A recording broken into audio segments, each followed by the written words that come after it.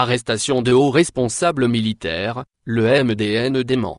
Le ministère de la Défense nationale a démenti, ce samedi 18 avril, les informations concernant le limogeage et l'arrestation d'un nombre de hauts gradés de l'armée. Le MDN informe que des poursuites judiciaires seront engagées contre les auteurs de ces rumeurs, indique un communiqué du MDN. Le ministère de la Défense nationale indique que certains sites électroniques et réseaux sociaux ont fait circuler, vendredi 17 avril 2020, de fausses informations et des rumeurs concernant le limogeage et l'arrestation d'un nombre de chefs de structures centrales et de cadres supérieurs au sein de l'armée nationale populaire.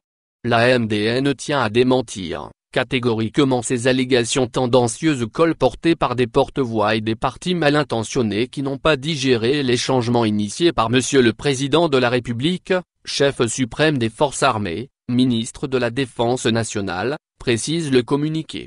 L'institution militaire affirme que les auteurs de ces fausses informations tentent, vainement de semer la confusion et le trouble au sein des rangs de l'ANP, qui demeurera à jamais le rempart impénétrable qui préserve notre patrie des complots et des conspirations. Le MDN promet des poursuites contre les auteurs. À cet effet, le ministère de la Défense nationale, qui dénonce avec force ce genre de pratiques abjectes, saura engager les actions légales requises pour présenter les instigateurs de ces campagnes devant la justice, afin de mettre un terme à ces désinformations et manipulations de l'opinion publique, souligne le communiqué du MDN. Par ailleurs, le ministère de la Défense nationale affirme que toutes les décisions prises dans ce cadre sont traitées médiatiquement en toute transparence, et que l'opinion publique est informée au moment opportun, conclut le document.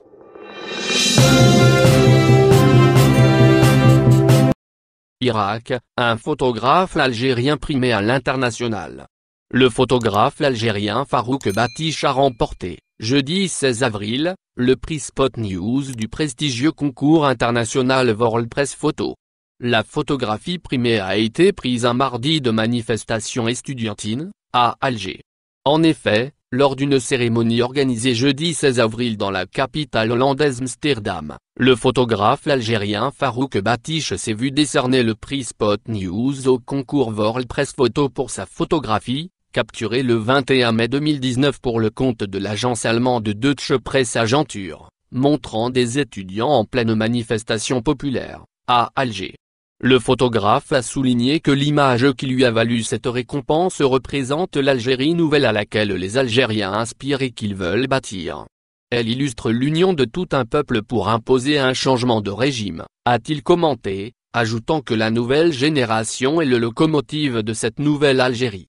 Le lauréat du prix Spot News n'a pas manqué d'exprimer sa fierté d'avoir été ainsi primé pour une image qui illustre une période phare dans l'histoire du pays. Il souhaite que cette gratification contribue à mettre en valeur le caractère pacifique du mouvement de protestation populaire. Pour Farouk Batiche, son travail a d'abord incité les médias internationaux à reparler une nouvelle fois de la contestation en Algérie, alors qu'il l'avait reléguée au second plan ces derniers temps. Photojournaliste depuis plus de 20 ans, Farouk Batiche, qui couvre l'actualité en Algérie, en Afrique du Nord et au Moyen-Orient, avait été nominé en février dernier dans la catégorie Spot News pour sa photo montant des étudiants forcés à un cordon de police, à Alger.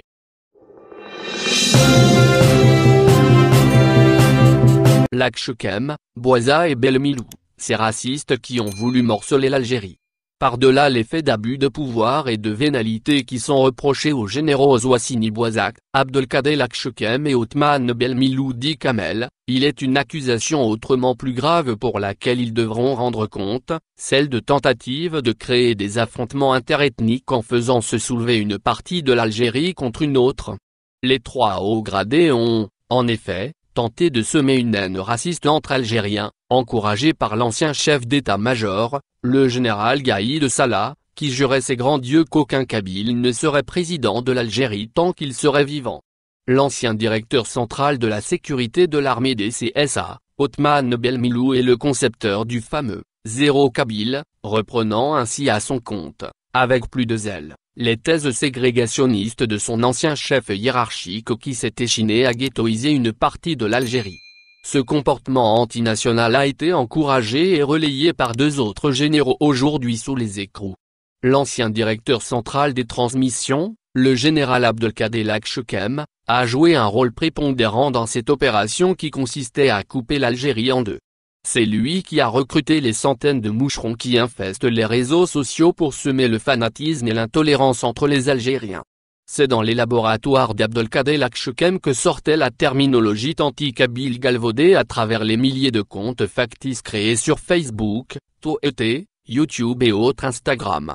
Les termes doivent allusion aux citoyens de Kabylie, fourchette sobriquet péjoratif du signe amazigh, Badissia primauté de l'arabité sur l'appartenance amazigh, ont été inventés par cet instigateur du mal, tandis que son acolyte de la direction de la sécurité intérieure, le général Wassini Bouazak, se chargeait de pourchasser tout citoyen qui brandit l'emblème amazigh aux côtés du drapeau national. Plus grave, la chasse aux sorcières qui a suivi la déchéance de Bouteflika avait particulièrement ciblé les responsables, politiques et militaires et les hommes d'affaires issus de la Kabylie. Les observateurs n'ont pas manqué de constater l'acharnement du réseau mafieux qui sévissait au sein du ministère de la Défense nationale sous la bienveillante protection de Gaïd Salah, vidant leur rancœur sur les généraux Toufik et Tartag, les premiers ministres Sehal et Ouyaya, et les hommes d'affaires Rebra Béadodad, avant de rectifier le tir en élargissant les arrestations à d'autres victimes expiatoires du système dont le sacrifice était devenu indispensable pour, croyait le théoricien de cette machination diabolique, anesthésier le mouvement de contestation populaire. L'unité nationale ne doit son salut qu'à la vigilance des citoyens qui ont su déjouer ce complot pour lequel les généraux Bouazak, Lachkem et Belmilou devront être jugés en même temps que l'ensemble de la toile tissée sur Internet formée de mercenaires payés avec l'argent public pour diviser l'Algérie. Au profit de quelle puissance étrangère? C'est là toute la question.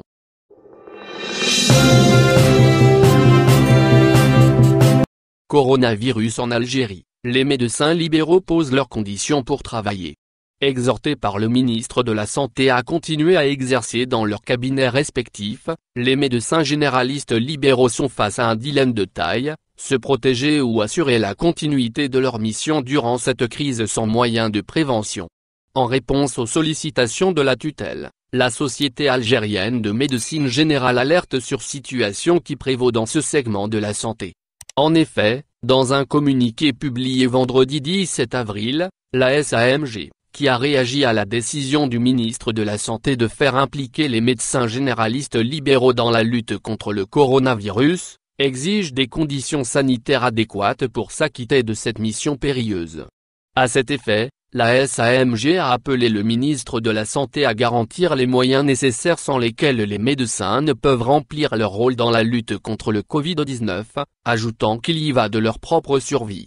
Notre serment et notre conscience nous imposent de faire face à ce défi planétaire avec courage et détermination. Mais sans armes, notre frustration sera encore plus grande si on sera amené, voire obligé, de capituler tout en sachant que la guerre n'est pas encore terminée, peut-on lire dans le communiqué. Les généralistes doivent être davantage protégés.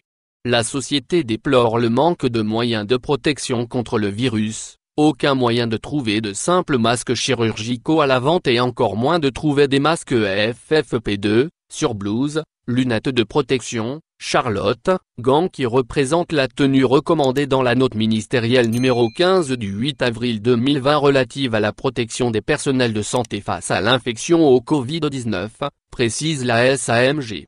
Avant d'ajouter que si les médecins exerçant dans les structures publiques sont plus ou moins pourvus en moyens de protection qui leur sont fournis par leur employeur, ce n'est pas le cas pour ceux qui exercent à titre libéral qui sont dépourvus de moyens. Le président de la Société algérienne de médecine générale conclut, enfin, que le ministre de la Santé n'a pas le droit de nous faire des injonctions de présence dans nos cabinets sans pour autant nous assurer notre protection.